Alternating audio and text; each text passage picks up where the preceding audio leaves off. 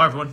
So the World Radio and TV Handbook, the WRTH, is a great book, a superb reference. However, it is a bit depressing depending on which section you're looking at, and I thought I would have a quick look at what's listed on Longwave. Now I kind of know what's there, but this is one of the few places where you can actually read it in black and white. So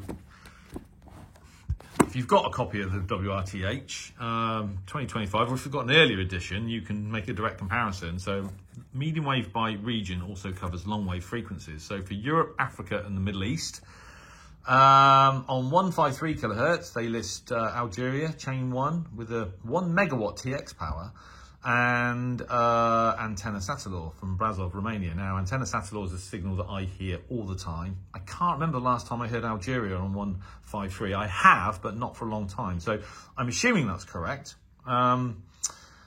because this book generally tends to be spot on. So there's 2 transmissions on 153 kilohertz. The time signal from Alloy in France on 162 remains, as has been the case for several years now. Mediterranean 1 from Nador in Morocco, 171 kilohertz, hear them all the time.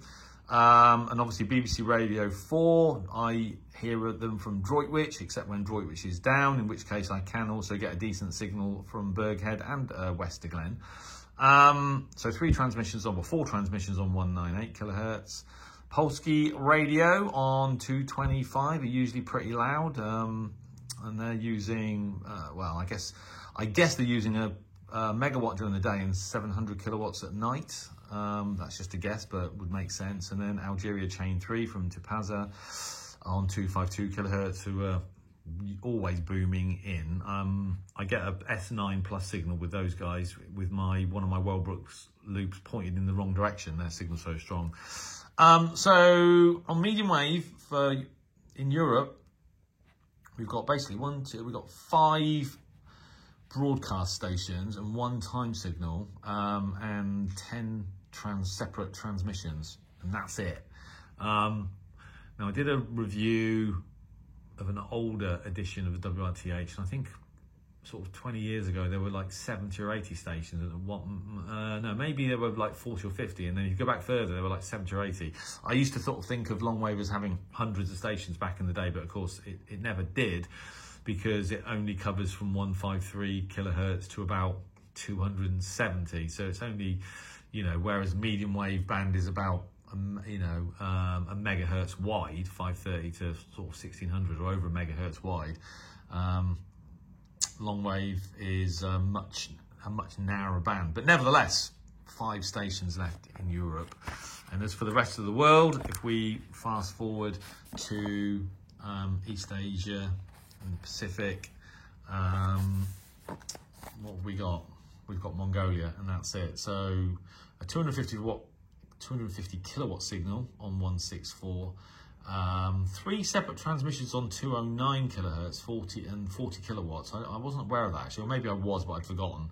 And then another 40 kilowatt signal on 227 kilohertz. Now, because these are listed in the WRTH, I'm certain that that's correct. I know that in terms of their broadcast schedules, Mongolia can be a bit patchy. They're not always transmitting when they say they are, or when they should be. But given that these 5 transmissions over 3 frequencies are listed, I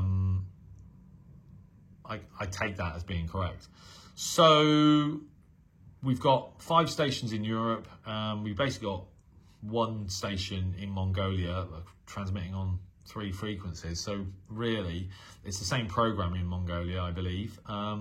So there's only 6 stations left on Longwave across the entire globe, which is a very sorry state of affairs. But you really see it in black and white, literally, when you sort of have a look through this book. So now I read yesterday that maybe, I think BBC Radio 4 on 198 kilohertz is due to shut down, I think they said in June, but there may be a delay because the energy meters in the UK, many admit that, I think there's like, I don't know, 1 million or more rely on their long wave signal on 198 kilohertz, and the energy companies are supposed to be replacing all the old meters with smart meters that don't require the long wave radio signal, and they're sort of like way behind on that. So touch wood, Radio 4 on long wave may continue longer than,